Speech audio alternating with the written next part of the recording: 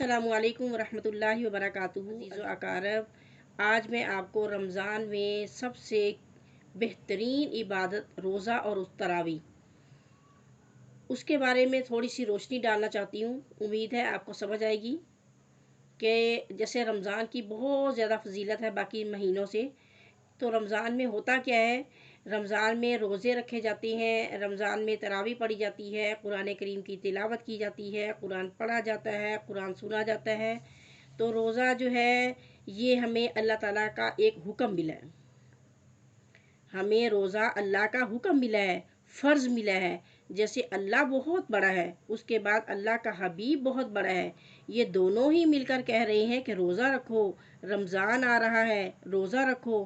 میرے نبی صلی اللہ علیہ وسلم رمضان کی آمد سے پہلے منبر پر کھڑے ہوتے تھے اور کہتے تھے کون آ رہا ہے، کون آ رہا ہے، پھر فرماتے کون آ رہا ہے، یعنی آپ صلی اللہ علیہ وسلم نے 3 دفعہ کہا کہ کون آ رہا ہے۔ صحابہ حیران ہو گئے، دیکھنے لگے کہ آیا تو کوئی ہے نہیں، تو نبی صلی اللہ علیہ وسلم کیا فرما رہے ہیں، کون آ رہا ہے؟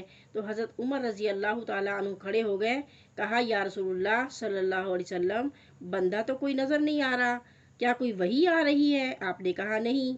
تو کیا کوئی دشمن آ رہا ہے جو آپ نے دور سے دیکھ لیا اور ہم اس کی تیاری کر لیں؟ آپ نے کہا نہیں۔ پھر کون آ رہا ہے؟ آپ سے سب نے فرمایا رمضان آ رہا ہے۔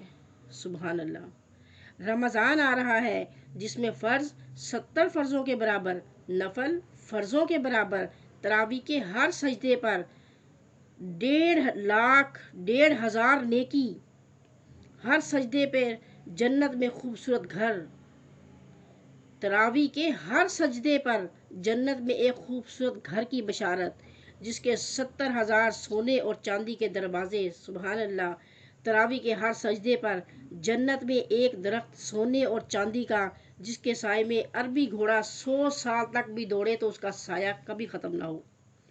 یہ محض میرے اللہ تعالیٰ کا فضل، کرم، انعام سب کچھ ہے۔ اللہ تعالیٰ فرماتا ہے شیطانوں کو قید کر دو، قید کر دیے، جنت کے دروازے کھول دو، کھل گئے، جہنم کے دروازے بند کر دو، کر دیے۔ اللہ تعالیٰ نے فرمایا اے مچھلیوں، چونٹیوں، چرند پرند، سانپوں، تم بھی روزے داروں کے لیے دعا شروع کر دو، کر دی۔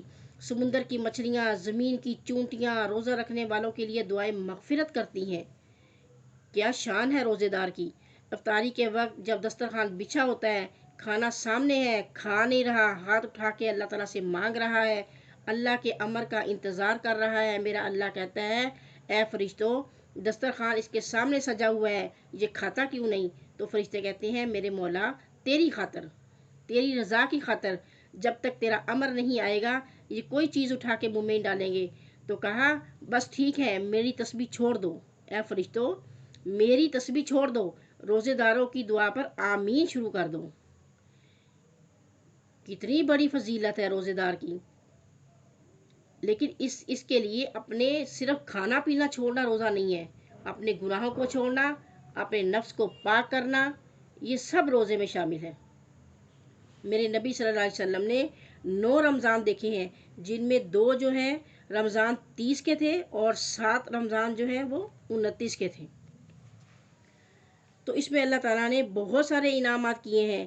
اس میں اللہ تعالیٰ نے اس مہینے میں قرآن کو اتارا، اس میں لیلۃ القدر کو اتارا، اس میں اللہ تعالیٰ نے مسلمانوں کو پہلی فتح عطا فرمائی، بدر کی فتح کا تحفہ اللہ تعالیٰ نے دیا، مکہ کی فتح کا تحفہ بھی رمضان میں ہی ملا۔ اللہ بہت بڑا ہے، اللہ کا حبیب بھی بہت بڑا ہے، اللہ نے اپنے حبیب کو امت بھی اسی کے حساب سے دی ہے، اس لیے ہمیں نبی کی امتی ہونے پر فخر ہونا چاہیے، ہمیں نبی کی سنتوں پہ عمل کرنا چاہیے، خود بھی عمل کریں، دوسروں کو بھی سکھائیں، بدعات سے بچیں۔ اللہ تعالیٰ ہم سب کو اس پہ عمل کرنے کی توفیق عطا فرمائے۔ ملتے ہیں نیکسٹ ویڈیو میں نئے ٹاپک کے ساتھ، اپنا بہت خیال رکھیے گا۔ اللہ حافظ، السلام علیکم ورحمۃ اللہ۔